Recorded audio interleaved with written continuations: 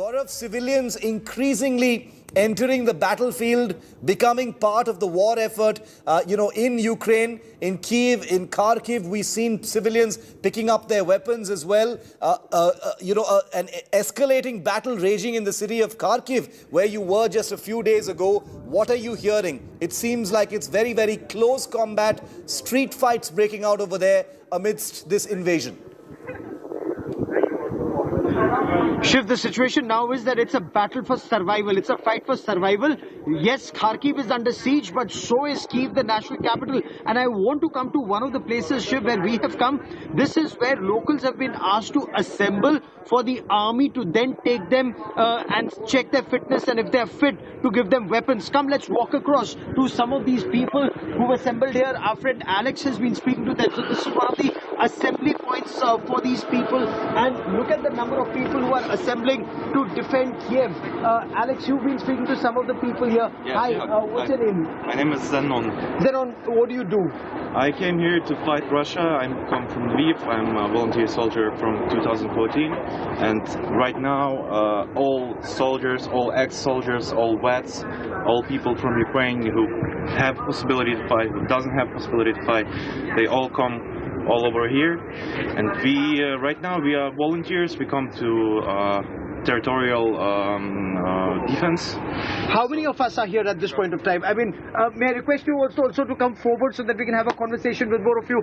All of you are volunteering to fight for Ukraine. Sure. Is this reaching a stage now, sir, that this is a fight for your existence? Is this a fight for survival? Yes, it's a fight for survival. It's only for survival. It's only for this. This war is we come back means from our Europe, existence. from Warsaw, from Poland. You've come from Poland? Yes, sure. Elsa and another guy, and I work in Poland with the English guys. So you work in Poland, you're Ukrainian. The moment the Russians came in, you decided to leave everything and you come back here. Yes. And now, no, but how many of you have weapons training already, and how many of you haven't touched a weapon in the past? Almost everyone. So you're all veterans, you're combat veterans. Yes. So you fought before, you fought in that Crimea War of 2014. Yes. Yeah, in 2014, 2015. Right. Can I request you to come this side so that we can get more of our friends in this frame? So another veteran Якщо хтось хоче приєднатися, to be a part of this battle. Shiv, look at these people. They've left whatever they were doing. They've come here to pick up the weapon. But have you been through a refresher course? Do you have time to go for a refresher course, or you will just go? No.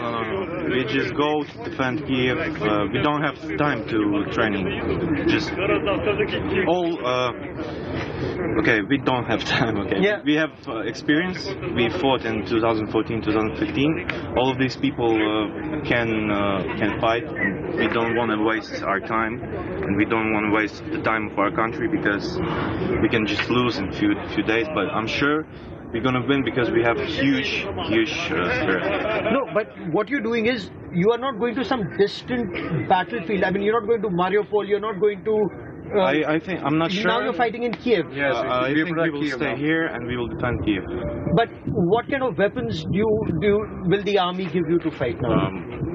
Automatic weapons, AK. I think we cannot tell about it now. I'm sure. Yeah. No, Because our Ministry of Defense asked to not make information public. True. Point taken.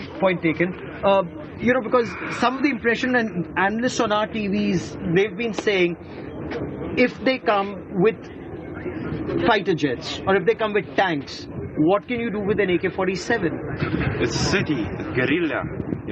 Guerrilla. It's fight in city. I think we have a huge power here because we know the city. We have we are partisans, so we're gonna fight city fights like. And also we have anti-air attack systems in our regular army, and Stringers. Okay. We have the help with the Stingers, with the law, and with another different modifications of anti-air guns. Yeah. So they stay in our regular army's locations, and so they will protect the Kyiv from the air. This night, two air transporters was shot near the Kyiv. So our guys are working hard. That's a very big point being made by these veterans. And Shiv, look at the numbers. The numbers are increasing. Combat veterans, youngsters, those who fought in the past, those who haven't fought in the past, they're all coming together, because this is actually, as one of the veterans was telling me, this is the last stand. The Russians are at the gates. They need to be stopped at the gates. They have they entered Kyiv, or they haven't? Not yet, not yet. There are some diversion groups, you know, but they are not so powerful. Russian army didn't enter Kyiv, and I'm sure they won't. And it's not our last time. It's last time of the Russian Empire. Another very crucial point you're making there, sir. So, Shiv, look at the morale, look at their stance. All they're waiting for is weapons. And as President Zelensky in a couple of days ago said, he says, I'm not running away, I'm staying here to fight. I'm enemy number one, I'm target number one, my family is target number two, and we will stand together and fight to defend Ukraine. That seems to have rallied a lot of people. We also noticed some young women here. Are they also volunteering to fight? Sure, yes. Yes. Is it possible to talk to them? I think yes, you can try. They can speak English. Okay.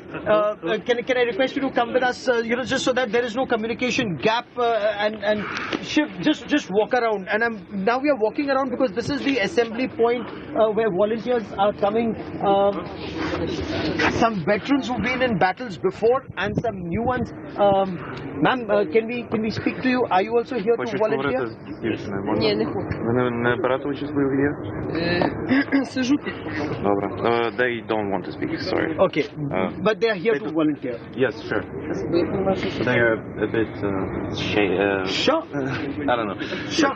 So, hesitant to talk to the camera perhaps at this stage, but the numbers increasing, and it goes down.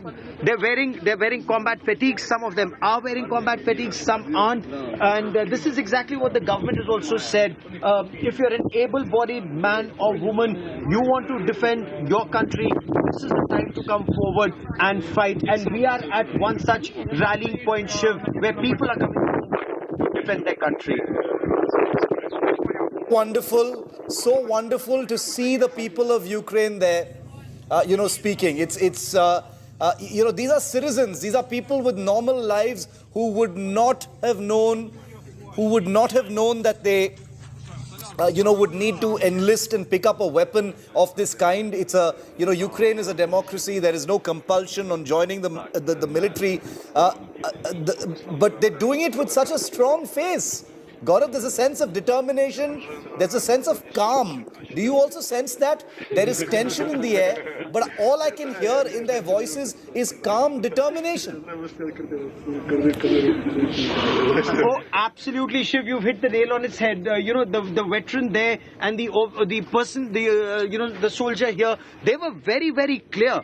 When I said this is the last stand, he said this is the last stand of the Russian Empire. I mean, that is, what they're thinking in their minds. Men and women both coming forward to fight. A short while back, there was this air raid siren. Yes. Some people ran in, but none of you did. All of you continued to sit here. Why is that? This is not our country. We come back from another country for Europe, protect our country. This is our country. There was such a funny story a few days ago in Kyiv. People were staying in a queue. Shiv, you heard that? So that's an explosion that's gone off somewhere.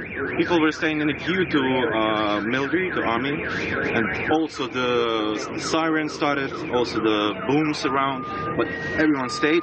And a journalist asked the people the same question actually, and he said, it's most important to stay in queue, because if I will run, I will lose my queue, and I will stay again 5 hours to get my weapon and fight. So we have to wait. If we will run, we will maybe lose our boss, I don't know. So imagine, they want to be in the queue first to be able to pick up a weapon and defend Kyiv. But hold on, the shelling that we hear, How far from where we are is the shelling happening? I'm not sure that that's a good idea to answer this question. No, in terms of how far are we from where the active engagement is happening? The fights are all over around the Kyiv. I can show you. See? Okay. Okay, come. Another veteran. Another. Today, Yeah. today is night. Yeah. There is that's first building, Yeah. and there is a bridge before this first building, and just our troops are fighting for this bridge tonight. But that bridge. No, not there. There is one more bridge, Yeah. just a little bit further. Okay. Yeah, there. So this is how close this fighting is to where we are at this point of time, Shiv, as volunteers. Again, even as we speak, numbers going up, volunteering happening, people are signing up to join. This is what their morale is, this is what their dedication is, and they're just coming in more numbers. You heard the explosions in the background. This is the heart of capital Kyiv. You're hearing explosions, and yet you see another one. You heard another explosion, and yet you see this calm, resolute defense of their city and their country. Excuse me, can I appeal a bit to Indian government? Go on, sir. Because I can be wrong, but as I know, India is one of few countries which didn't support the sanctions against Russia. It abstained at the UN And I Security want to Council. appeal to Indian government. We need your support. We need your sanctions. We need your help. Please help us. Please support Ukraine. Be with all world. All world supports Ukraine right now. Please join us. Thank you. Thank you for coming, because it's very brave right now being here. Actually, you heard booms and you didn't run as well. No. So it's very brave. I wish you all the best. Thank you. So this is what situation in Kyiv is at this point of time, Shiv. People calm, people resolute, man, woman, child. They want to defend their city. They want to defend their country. Gaurav, we heard that shelling in the distance, my friend. You didn't flinch. None of those people there flinched. Clearly, it means that after 100 hours of this kind of thing happening right around Kyiv, it's become par for the course, and that's a terrible thing. You and I both know that. We've both been in this situation before, multiple times, we know what that means. If you get used to the sound of shelling, it's just a terrible thing. It means that it's becoming normalized. The sound has actually become normalized. Gaurav, stay with me. Images coming in, and I want to talk to you about these images, Gaurav, of an incredible visual that we're getting from Chernihiv, the city of Chernihiv. A really, really haunting image from northern Ukraine is just coming. A show of unbelievable valor and bravery by the local police along with local Ukrainian residents who've been on camera stopping a Russian convoy of tanks. Residents in this video that is claimed to be from today, put out by the Ukrainian government, seen lining up, making what appears to be a human wall of sorts to prevent the movement of Russian tanks from moving forward into their city. Multiple videos of this kind. We cannot independently verify, but it's been put out officially now by the government of Ukraine, of local Ukrainian residents in the Chernihiv city, making a human wall across the road to stop the advance of Russian tanks. I mean, if this conflict and this particular moment in this conflict had a face, it is probably going to be this. The big brute force of the Russian invading army and the Ukrainians who've been left to fend for themselves really by the world, standing across the road, stopping that Russian convoy. First, let's listen to this video with the sound up, and then I'm bringing in Gaurav. Остановили танки. С Карюковкой. От Карюковка. Скорее всего, что будут возвращаться назад.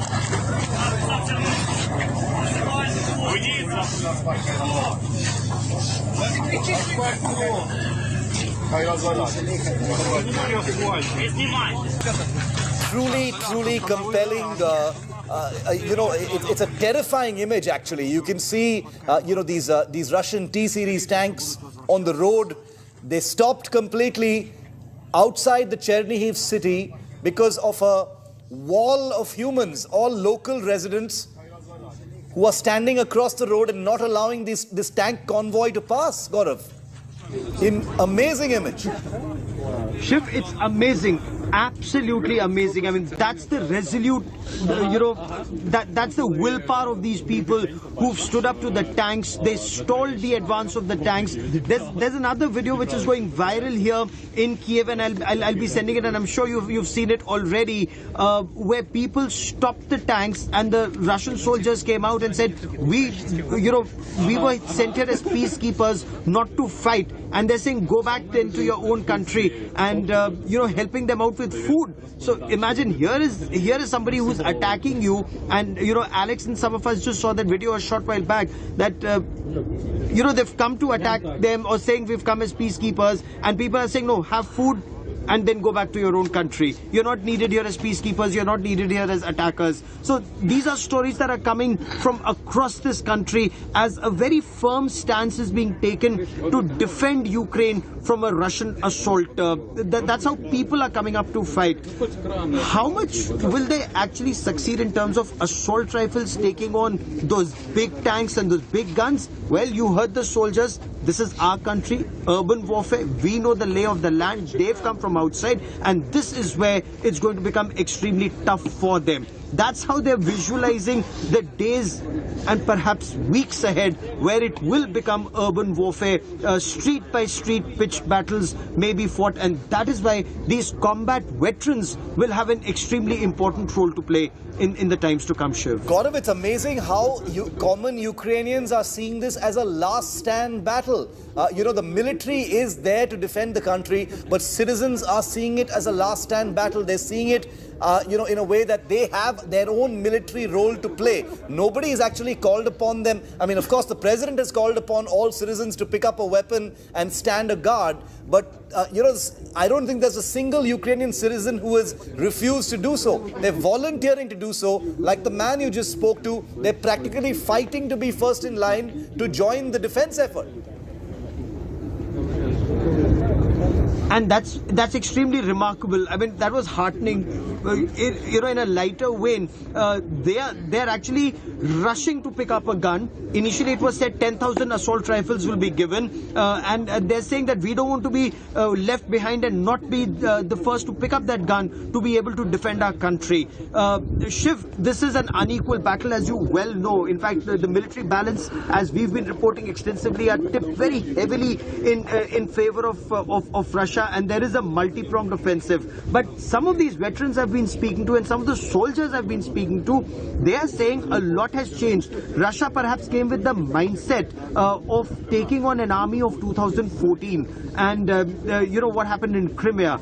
Was this a strategic miscalculation that they thought that with their shock and awe they'll be able to road roll all the opposition that may come their way and take over in 72 hours, at the most 96 hours? But look at the resistance they're facing in virtually every city where they've gone in. Kharkiv, it was said, would fall in under 6 hours.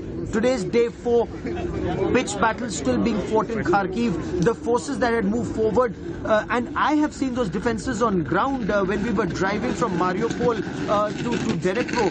We saw defenses on ground. Roads are being dug up, highways are being stopped. There are and tactical sighting. You and I report defense, right? So we know how machine guns are being sighted or how weapons are being sighted to ensure that advance is stalled. So that smooth advance that may have been anticipated is very clearly not happening, Shiv. Incredible moments of citizen valor, citizen grit and determination, fully on display here on India Today. And India Today is the only channel reporting from the territorial defense recruitment units where citizens, common citizens, are lining up to pick up weapons and to contribute to the defense effort.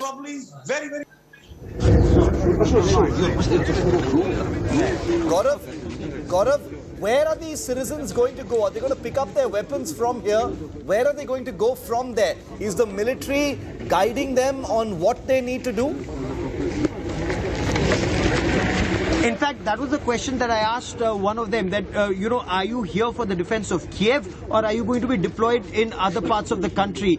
And, they said wherever the army wants to send us, wherever we are required most, wherever the defense is required. I also asked them, what kind of weapons are you getting? Will you only be defending your country with assault rifles vis-a-vis the heavy tanks that are coming from Russia? Again, the response was, why would we give away our tactical weapon information to the adversary? And what we broadcast will go to the adversary, and that is why they're saying that kind of information we are not giving out. But do keep in mind, some of these are combat veterans who've participated not just in operations before. Some of them are also those who, as the Ukraine army very proudly says, that the army of 2022 is not the army of 2014 or earlier. And the fact that post 2014 there have been a series of military exercises that have taken place with the North Atlantic Treaty Organization countries. They've operated overseas, they've operated with them here, they've carried out joint military exercises using NATO weapons. So when those weapons, $500 million of weapons that US President Joe Biden talks about, or $2.5 billion worth of weapons that have come in post 2014, whether it's the anti-tank guided missiles, whether it's the other equipment that's coming in, whether it's more ammunition coming in, they know, the combat veterans know how to operate it. Of course, as one of them said, they have no time for a refresher course. Now they'll pick up the weapon and use it on the adversary to see whether they score a kill or they need to improve their task. But if more tanks come in, then they have more target practice.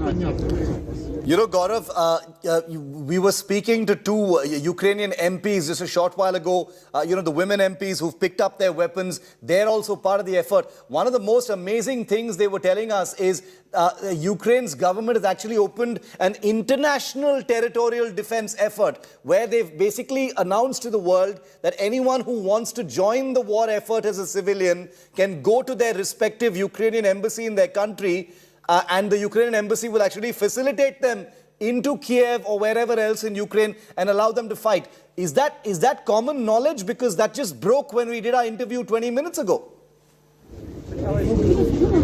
And some of the impact is on ground with this, gentleman that I'm speaking to. Sir, you said you've come from Poland. Do I understand that correctly? Yes, sure. What were you doing, in Warsaw? What were you doing in Poland? What do you do in Poland? I'm working for... You worked there? 4 years. For 4 years. And you've come back to defend your country. Yes. So, did the government ask you to come? Because, on India Today, we were just speaking to some of your members of parliament who said that overseas Ukrainian nationals are being called to come in. Yes, my government asked me, but this is my own idea to come back to Ukraine.